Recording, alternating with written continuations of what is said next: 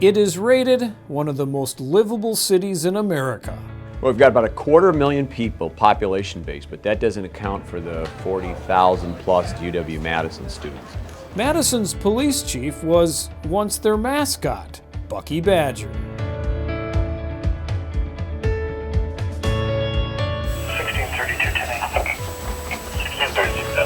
West District, it heads up to individuals who are in the Folsom Road area. After a stint as an FBI agent, he has spent decades recruiting a diverse mix of officers, now more than 450 strong, working out of 5 districts. Our legal tidbit for the day, just want to do a quick review of protective sweep.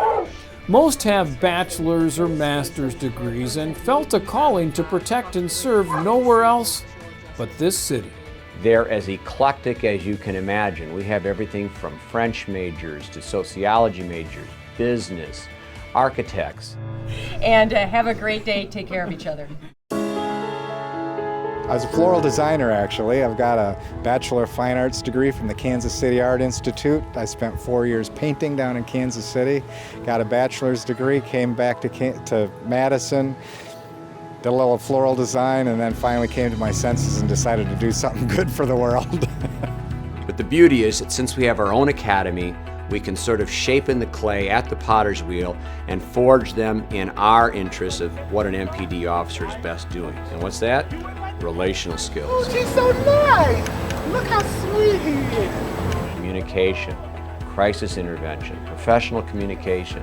But for me, this is a higher than I ever expected to achieve in my life growing up. And so here I am, I'm standing for what is right. And walking with his best friend and partner, Boris. Boris Gump. Boris with a P. Boris Gump. Yes, Boris Gump. Yeah, he acts like Boris Gump. Boris Gump and Henry Wilson are highly trained, seasoned crime fighters who embrace the departmental mission of community partnership and officer discretion. Check it out. You want to feel that? You want to feel that power? We don't want to be in a position where the default mechanism for the way we do business is always to ticket or arrest away our problems. We think there are more creative means out there, and we encourage our employees to do that. It wasn't always this way. The face and philosophy of the MPD took a dramatic shift in the early 1970s.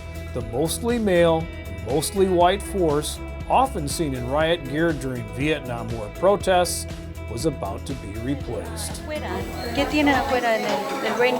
At the Catholic Multicultural Center, Detective Gloria Reyes, a member of the MPD's Amigos en Azul team, talks immigration with Latino leaders at a community meal site. She grew up in the capital city. I remember clearly being afraid of police. I mean, police would run through our neighborhood and we would run. And I knew that then, at that time in my life, that I wanted things to change. And I didn't know quite how I would make that impact, but I knew that it should be different, that kids shouldn't be running from police, that they should be running towards us.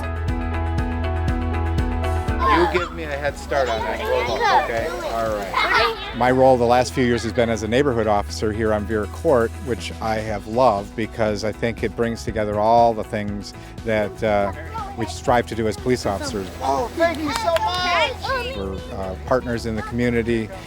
We're building relationships with the citizens, together trying to make this a better, more livable city than it already is.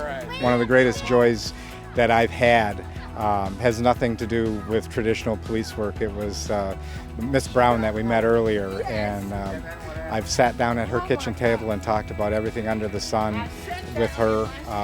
It doesn't have anything to do with crime or bad things necessarily, but she's a part of the fabric of the community here, and when I'm able to do that with her and other people like her, I feel like I'm a part of the community as well. I love you, dear. I love you more. Once you have the community's trust, now we collaborate and we do partnerships and jointly looking at these various issues, quality of life or crime. And then once you have those elements covered, then we ask all of our officers to engage in problem-based decision making. So they're always looking at problem solving. Particularly in the heart of the city. Don't get too crazy now. From the state capitol down State Street to the UW-Madison campus. There is a lot of life sandwiched between two lakes on the ever-vibrant isthmus. We have the college folks, the regular Joes.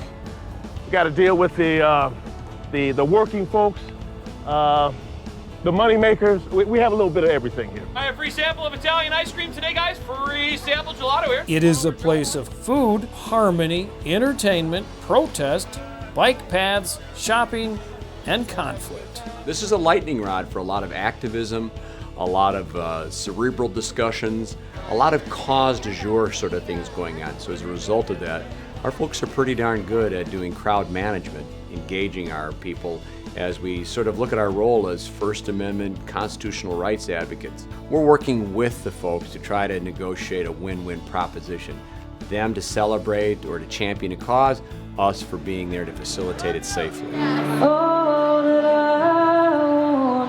The main drawing card on this night is a free live music show in the shadows of the state capitol. But whether it is the farmers market or a political protest, the MPD mindset remains the same. The decisions we make is going to impact a person's life, and that we do it in a very respectful way. And then we look at treating everybody with dignity. I don't think there's any better way of working as a police officer than the way we do it.